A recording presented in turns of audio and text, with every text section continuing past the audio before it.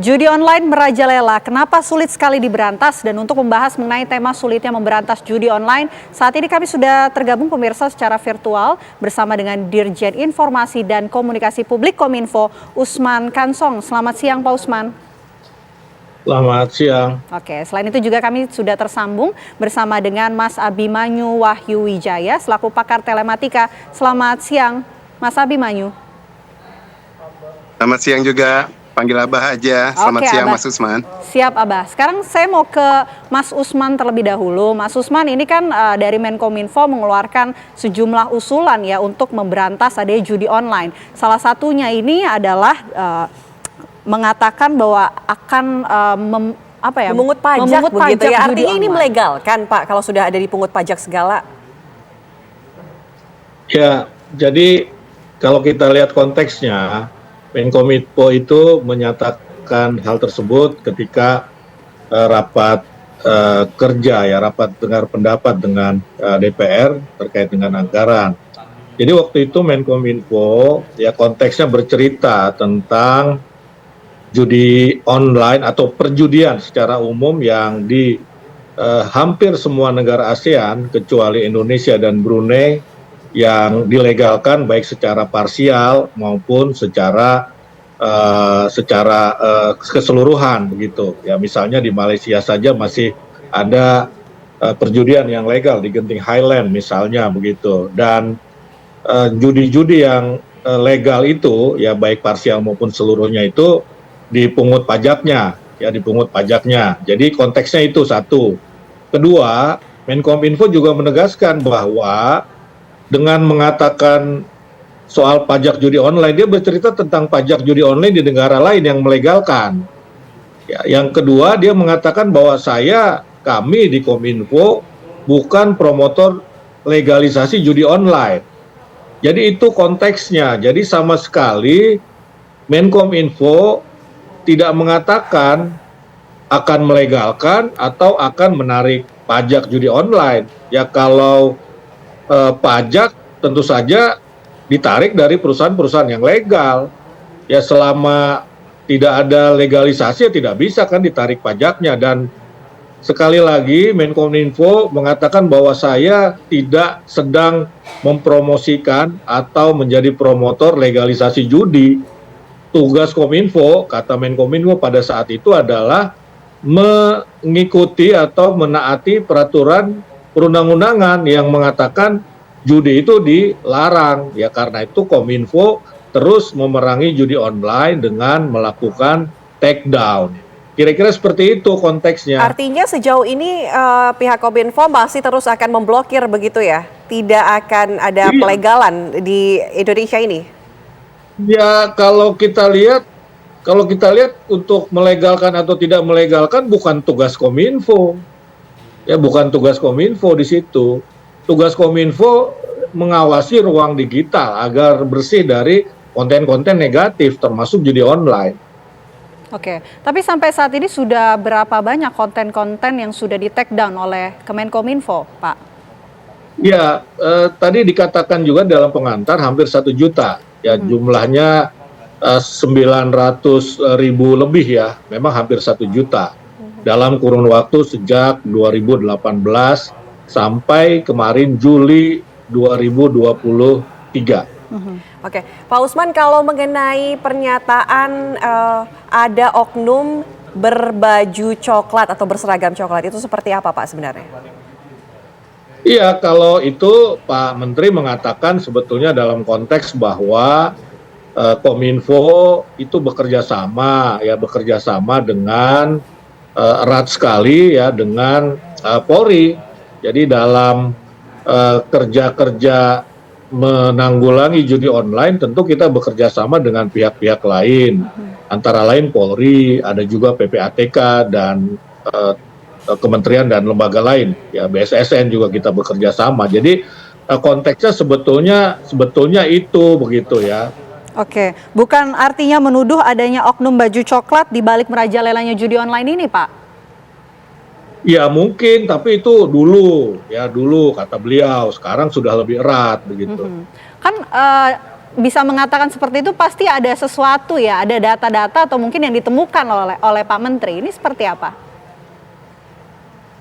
Ya saya sendiri secara pribadi tidak begitu tahu ya informasi seperti itu dari yang didapat oleh Pak Menteri ya. Oke, kalau ke Mas Abimanyu kita beralih dulu ke pakar telematika. Mas Abimanyu, melihat peredaran judi online ini mengapa bisa merajalela? Kita tolong ganti jawab apa bahasanya dalam hal sifatnya online, itu bukan peredaran. Karena kalau beredaran di situ namanya udah online, itu tinggal dia hanya eksis di dunia maya, dia eksis pada suatu titik, kemudian siapapun bisa mengakses. Sedangkan kalau kita melihat beredar kan dia yang mencoba beredar, ya. Nah jadi kalau dia bilang, saya bilang eksis, kemudian banyak yang bisa akses, berarti ada pihak yang tidak menutup aksesnya kepada layanan judi online ini. Kalau saya bilang ada pihak yang tidak menutup, berarti pertama pemberi layanan judi online-nya itu membuka, dan kemudian pihak yang punya kewenangan untuk menutup akses ini tidak menutup akses. Sehingga pihak orang yang lain yang mencoba masuk akses ke dalam situ dan kemudian bisa melihat. Ya, nah konteks di sini kalau saya utarakan berarti ada pihak yang harusnya menutup tetapi tidak menutup. Oke. Saya nggak usah bilang itu kerjanya Kominfo, kerjanya siapa, cukup secara telematika saya tidak bisa menyalahkan suatu departemental, tapi cukup pokoknya siapapun yang bertugas harusnya menutup, tidak menutup. Kenapa saya bilang bukan tugasnya Kominfo? Andai kata ini adalah suatu layanan yang juga diakses dari perkantoran, dari layanan-layanan institusi kelembagaan manapun, sebetulnya walau tidak ditutup oleh Kominfo, tetapi kalau si pemberi layanan di jaringan, di perusahaan atau di area tersebut menutup akses ke alamat situs-situs judi online ini, sama aja kok, orang tidak bisa mengakses. Nah di sini saya harus menyatakan kita manusia ini adalah kita lihatnya membuka diri untuk lihatnya secara proporsional. Jangan langsung semuanya menyalahkan kepada Kominfo saja. Memang karena tugasnya berat. Kominfo ini tidak bisa menutup semua sehingga terkesan aksesnya kemana-mana. Apalagi saat satu kebuka, maka pihak-pihak yang lain kemudian bisa mengakses. Tapi saat satu itu kemudian ditutup oleh Kominfo, dia tinggal melakukan pemindahan URL-nya, dia pindah-pindahkan IP-nya ke tempat yang lain, maka orang bisa mengakses lagi. Nah jadi kejar-kejaran sama Kominfo. Tapi kenapa pemberi layanan akses internasional atau akses ke internet dari area-area yang bersangkutan, dari BUMN, dari kelembagaan, departemen, ataupun dari perusahaan-perusahaan, kenapa mereka juga tidak bekerja untuk mencoba menutup ini? Kalau mereka memang niat untuk menutup, seharusnya tidak bisa diakses. Inilah saya bilang, jadi kita harus melihatnya secara proporsional. Lalu kenapa ini jadi diminati orang? Ya simpelnya ini supply and demand. Antara orang yang lagi kesusahan cari uang dan kemudian ini dimudahkan dengan investasi hanya sedikit, dengan taruhan yang hanya sedikit, dia bisa mendapatkan uang banyak, dia bisa segera jadi kaya mendadak, dia dapat uangnya berkali lipat. Siapa sih yang dalam kesusahan tidak tergiur untuk melakukan ini? Terlepas dari artis ataupun bukan artis yang melakukan promosinya, tetapi yang penting asal orang tahu dari teman-temannya bahwa satu situs online itu banyak yang mengakses, banyak yang kemudian memberikan keuntungan, dan bermainnya juga fair, selalu pengguna itu dimenangkan seakan gitu. Akhirnya banyak juga yang akan minat kepada layanan situs judi online itu gitu. Oke, artinya ada pemberi fasilitas, ada media yang kemudian membiarkan hal tersebut. Ini apakah memang bisa diberantas? Kalau bilang bisa diberantas, ayo kita taruh-taruh nama Kominfo. Udah bertahun-tahun juga mengeluarkan dari sejak 2008, berarti undang-undang itu dicetuskan dan kemudian menjadi tanggung jawab Kominfo untuk menutup, terbukti tidak bisa tertutup kan. Terbukti tidak bisa tertutup dalam arti ada yang kejar-kejaran. Nah, tidak bisa tertutupnya ini, kita bisa mungkin berkonotasi negatif bahwa jangan-jangan memang Kominfo-nya aja nggak niat nutup, ada yang tutup apa enggak. Terlepas dari itu juga gitu loh, kita jangan juga kemudian berpikir negatif dalam arti wah kemudian nggak serius nutupnya. Seserius-seriusnya Kominfo menutup yang namanya URL judi online, itu sekali umpamanya dia ditutup, dia tinggal pindah ke URL yang lainnya. Dia tinggal buka lagi, kemudian namanya, dia buka pindah IP, kemudian ganti URL-nya dipindahkan, kemudian dia tinggal broadcast kepada para pelanggannya yang dia sudah ketahui nomor-nomor HP-nya. Dia tinggal broadcast aja via mungkin Mau SMS, mau via WhatsApp pun ataupun via email memberitahu bahwa sekarang alamat kami berpindah ke alamat yang ininya. Ya, mengirimkan informasi via email atau WhatsApp mengenai adanya situs judi online itu bukan hal yang melanggar hukum. Yang melanggar hukum adalah membuat terbukanya teraksesnya orang untuk yang judi online-nya. Jadi kalau bercerita di sini ada situs judi online, orang nggak bisa ditangkap namanya cuma buat bercerita di situ ada situs judi online. Wah, Anda melanggar hukum loh. Saya belum melanggar, saya baru bilang situ ada studi online. Kalau saya teruskan lagi ngomongnya, saya bilang, yuk jangan ke situ. Kan orang bisa berdalih kayak gitu aja. Nah, di sini jadi kita nggak bisa membebankan itu yang saya bilang tadi, nggak bisa membebankan lalu menganggap Kominfo itu lalai. Kalau melihat demand-nya segitu besar dan kemudahannya segitu besar, sementara keuntungan yang didapat orang juga segitu banyak, maka orang tinggal menunggu-nunggu setiap ada akses yang bisa dimasuki, apalagi sekarang nyebar banyak-banyak di berbagai konten-konten pemerintahan bahkan, tanpa ataupun dengan kesadaran pihak-pihak pengelola web server yang bersangkutan, akhirnya judi online ini marah kemana-mana, orang bisa mengaksesnya semua gitu. Oke. Jadi Abah, walaupun memang sudah di take down, sudah diblokir, ini nampaknya judi online masih terus ada. Ini karena tadi ya, ada yang memfasilitasi atau memang sulitnya akses yang dibuka atau tertutup itu tadi? Iya, kalau men-take down tidak mungkin. Kominfo tidak mempunyai hak men-take down kalau memang situs itu ada di luar negeri. Nggak ada haknya Kominfo. Jadi Kominfo hanya untuk bertugas hanya memutus akses orang, menutup akses orang terhadap situs-situs tersebut. Ya, dan kemudian di take down ini jadi orang tidak perlu mematikan servernya, dia hanya mengubah IP-nya, dia tinggal berlangganan IP address yang lainnya, kemudian mengumumkan lagi lewat berbagai sumber, baik kepada pelanggan yang existing maupun pelanggan yang baru, maka itu dibuka lagi, orang langsung bisa mengakses lagi. Nah, Kominfo kembali tidak mempunyai kewenangan, tidak mau tahu bahwa sekarang alamat situs judi yang sama, situ sudah berpindah dari alamatnya A ke alamat B. Kenapa? Karena di daftarnya yang yang di Kominfo itu kan dia namanya anggaplah www.judi123.com. Sekarang orangnya bikin jadi www.1234.com, udah lolos. Dia kemudian tutup lagi www.1234.com, itu ditutup, orang nggak bisa mengakses, IP-nya sekian, tidak bisa diakses. Dia mengubah lagi, ganti IP-nya kemudian www.2341 misalnya, kebuka lagi.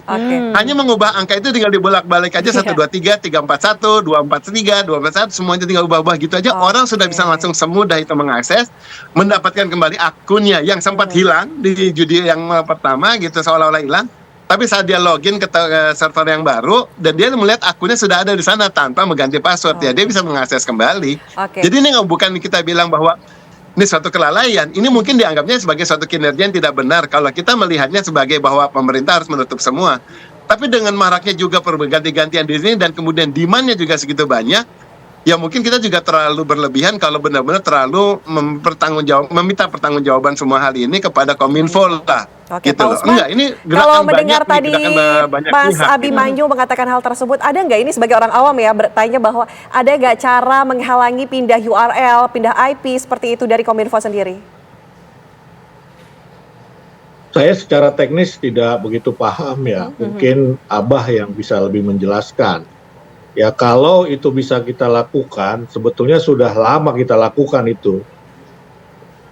Kalau bisa kita lakukan, yang bisa kita lakukan adalah tadi memutus akses dengan melakukan blokir ataupun take down istilahnya.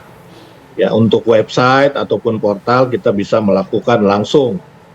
Sementara untuk konten-konten yang ada di media sosial, kita harus meminta platform tempat judi online itu berada yang men-take down-nya. Begitu, Mbak. Oke. Tapi memang Kemenkominfo mengalami kesulitan yang tadi sudah diceritakan oleh Abah, Pak Usman? Saya kira kita menjalankan sesuai dengan peraturan perundang-undangan, menjalankan tugas dan fungsi sesuai dengan peraturan perundang-undangan.